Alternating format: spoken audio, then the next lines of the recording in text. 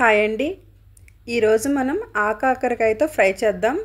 ఆకాకరకాయ అనేది చాలామందికి తెలుసు, బట్ ఒక్కొక్కరు ఒక్కో స్టైల్లో చేస్తారండి. ఈ విధంగా చేస్తే చిన్నపిల్లలు మెయిన్గా అంటే కాకరకాయ అనగానే వాళ్ళు అంత ఇష్టంగా తినరు, బట్ ఈ విధంగా చేస్తే మాత్రం పిల్లలు చాలా ఇష్టంగా తింటారండి. ఎలా చేయాలో చూద్దాం, వచ్చేయండి. Welcome to Anagha's mom kitchen and vlogs. హెల్దీగా తింటూ హెల్దీగా ఉండండి. చూసారు కదండి, ఆ కాకరకాయలు, వీటినే బోడ కాకరకాయలు అని కూడా అంటారండి. చాలా ఫ్రెష్గా ఉన్నాయి. ఇవి చాలా కాస్ట్ అండి. కిలో 200 చెప్పారు, బట్ నేను పావు కిలో తీసుకొచ్చానండి. 250 గ్రామ్స్, 50 రూపీస్ అనమాట. సో వీటిని మనం కట్ చేసి పక్కన పెట్టేసుకుందామండి. ముందుగా గ్యాస్ మీద కడాయి పెట్టుకొని అందులో ఒక 3 టేబుల్ స్పూన్ ఆయిల్ తీసుకోవాలండి. అందులో ఒక 1/2 టేబుల్ స్పూన్ జీలకర్ర, 1/2 టేబుల్ స్పూన్ ఆవాలు వేసుకొని వీటిని కొంచెం ఒక చిటపట్లు ఆడే వరకు కూడా ఫ్రై చేసుకుంటే సరిపోతుందండి. ఎక్కువ టైం అవసరం లేదు, జస్ట్ ఒక 2 మినిట్స్ అంతేనండి. ఇవి కొంచెం ఫ్రై అయిన తర్వాత ఇందులో మనం ఆనియన్స్, కరివేపాకు వేయాలండి.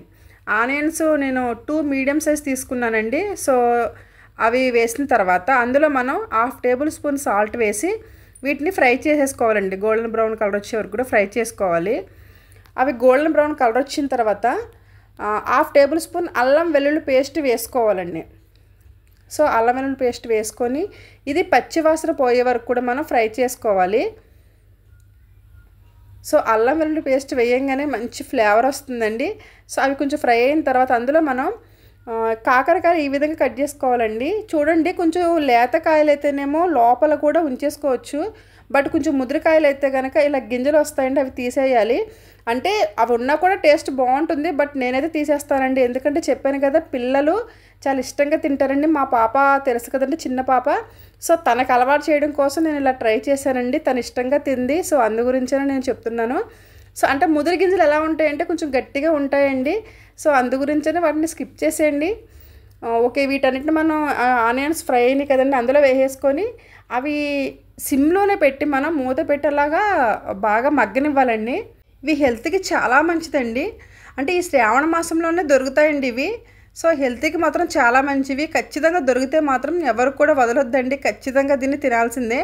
అంటే దీన్ని చాలా వెరైటీస్ చేసుకోవచ్చు. పాలు పోసి వండొచ్చండి, ఇలా ఫ్రైలా చేయొచ్చు, టమాటా వేసి కర్రీ చేయొచ్చు, చాలా వెరైటీస్ చేయొచ్చండి. సో అంటే ఒక్కొక్కరు ఒక్కొక్క విధంగా ట్రై చేస్తారు, బట్ నేను చాలా వెరైటీస్ చేస్తానండి. ఈసారి చూపిస్తూ ఉంటాను. అంటే ఇప్పుడు ప్రజెంట్ అయితే నేను ఫ్రై చేశానండి. ఆల్రెడీ నా ఛానల్లో ఇంకా ఉన్నాయండి దీనికి సంబంధించిన రెసిపీస్, అవి కావాలన్న వాళ్ళు చూడండి. ఇలా ఫ్రై అయిన తర్వాత ఇందులో మనం ధనియాల పౌడర్, జీలకర్ర పౌడర్, కారం, పసుపు అండి. సో అన్నీ కూడా 1/2 టేబుల్ స్పూన్ చొప్పున వేయాలి. పసుపు మాత్రం చిటికెడు సరిపోతుందండి. సో ఇవంతా కూడా వేసిన తర్వాత ఒకసారి కలిపేసుకోవాలి. ఈ కాకరకాయ కర్రీ తింటూ ఉంటేనండి అమృతంలా ఉంటుంది. అసలు నోటిలో పెట్టుకోగానే చాలా సాఫ్ట్గా చాలా బాగుంటుందండి. త్వరగా కూడా కుక్ అయిపోతుంది, ఎక్కువ టైం కూడా ఏం పట్టదండి. సో అందుకే పెద్ద ముక్కలు కోసినా కూడా త్వరగానే నాకు కుక్ అయిపోయింది. కానీ చాలా బాగుంటుందండి. ఖచ్చితంగా ఇది ట్రై చేయాల్సిందే మీరు, ఎందుకంటే ఇది హెల్త్కి చాలా మంచిది. మనం ఆరోగ్యంగా ఉండాలంటే ఇటువంటి రెసిపీస్ తింటూ ఉండాలండి. కనీసం ఇంట్లో చేసుకునేవైనా సరే మనం ఇలా హెల్తీగా చేసుకుని తినడం వల్ల ఆరోగ్యం బాగుంటుందండి. బయటికి వెళ్ళినప్పుడు ఎలాగో మనం వేరు వేరు రకాల ఫుడ్ తింటూనే ఉంటాం. ఇంట్లో చేసుకున్నప్పుడు మాత్రం ఇలాంటి హెల్తీ ఫుడ్స్ తినడం చాలా మంచిదండి. ఓకే అండి, ఫైనల్గా మన కర్రీ అయితే అయిపోయింది.